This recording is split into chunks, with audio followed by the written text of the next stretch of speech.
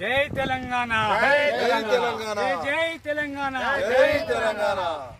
ఉద్యమకారుల జేసీ, ఉద్యమకారుల జేసీ. జై తెలంగాణ, జై తెలంగాణ.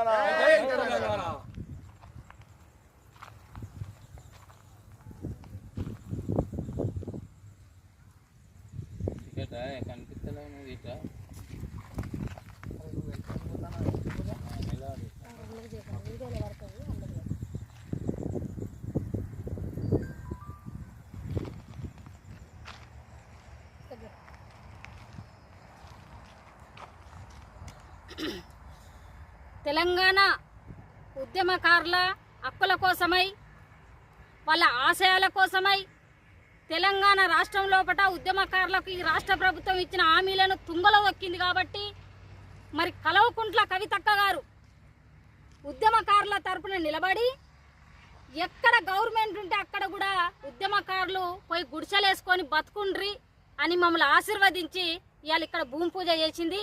ఈ సర్వే నెంబరు మానకొండూరు దగ్గరలో, మానకొండూరుకు కూతబెట్టు దూరంలో ఉంది. ముంజంపల్లి గ్రామం కింద ఇది జ్వాలగుట్ట అనే ఈ ప్రాంతం అంతా కూడా గవర్నమెంట్ ల్యాండ్.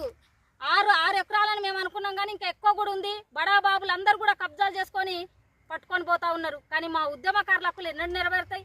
కాబట్టి అక్కగారు వచ్చి ఇక్కడ భూమి పూజ చేశారు. ఆ రోజు కూడా మేము అక్కగారితో మేము కానీ ఇంకొక సంఘం కానీ ఈ 2 సంఘాలు కూడా మేము బలంగా ఇక్కడ నిలబడ్డాం. మా మీద కేసులైనాయి, మేము జైలు పాలైనాం, మేము త్యాగాలు చేసినాం. కాబట్టి మాకు ఎక్కడ ఏ భూమి ఇచ్చినా గవర్నమెంట్ భూమి ఎక్కడనైనా మేము వేసుకొని బతుకుతామని అక్కకు హామీ చేయడము. ఇక్కడ అక్క భూమి పూజ చేసింది. అక్క జెండా కూడా రెపరెపలాడ అక్కడ జెండా పెట్టింది. మా జెండా కూడా మేము పెట్టుకున్నాం.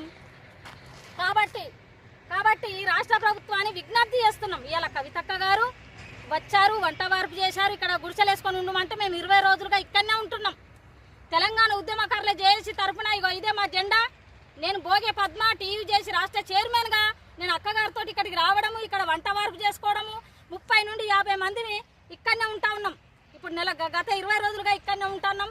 కాబట్టి ఈ రాష్ట్ర ప్రభుత్వాన్ని, ఈ అధికార యంత్రాంగాన్ని మేము ఒకటే కోరుకుంటున్నాము, ఇప్పటికైనా గుర్తించి మా దగ్గరికి రండి.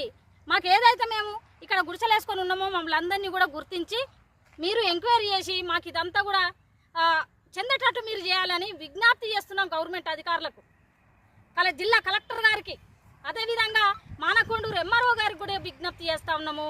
అదేవిధంగా ఈ రాష్ట్ర ప్రభుత్వాన్ని కూడా రేవంత్ రెడ్డి గారు, మీకు మేము ఏం అన్యాయం చేసినాం, ఉద్యమకారులు ఏం అన్యాయం చేసినాం, ఇలా జైలు పాలు కాలేదా, మేము త్యాగాలు చేయలేదా, మా బిడ్డలు